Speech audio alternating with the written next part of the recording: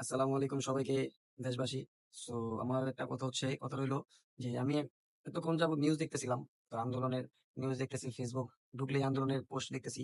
তো বিষয়টা হচ্ছে সবাই পোস্ট করতেছে যে এই আন্দোলনের মধ্যে সবাই আছে, কিন্তু বড়, বড় সেলিব্রিটি, তারপর ইউটিউবার যারা দেশের জন্য কাজ করে, রাতের ২টা-৩টা বাজে বের হইয়া বিরানি দেয়, কম্বল দেয়, বন্যার টাইমে পানি দেয়, এটা দেয়, সেটা দেয়।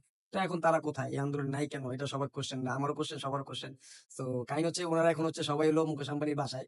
মুকেশ আম্বানির ছেলে বিয়ে চলতেছে আজকে থেকে ৫০ দিন আগে থেকে আরকি। এখনো বিয়ে চলতেছে। ৫০ দিন পর্যন্ত বিয়ের অনুষ্ঠানটা চলতেছে। তো সবাই হলো ঐখানে। তো এই মুকেশ আম্বানির ছেলের বিয়েটা শেষ হবে আরো ৫০ দিন পর। তো আপনারা সবাই আন্দোলনটা ৫০ দিন পর্যন্ত করতে থাকুন।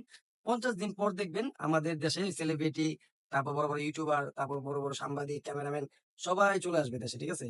তারপর মনে করেন এই মুকেশ আম্বানির ছেলের বিয়েটা শেষ হলে তারপর পাশের দেশে যে ইন্ডিয়ার, ওই ইন্ডিয়ান ওরাও চলে আসবে আমাদের দেশে আন্দোলন করতে, বুঝছেন? তো ভাই আপনারা সবাই ৫০ দিন পর্যন্ত এই আন্দোলনটা করতে থাকেন। এটা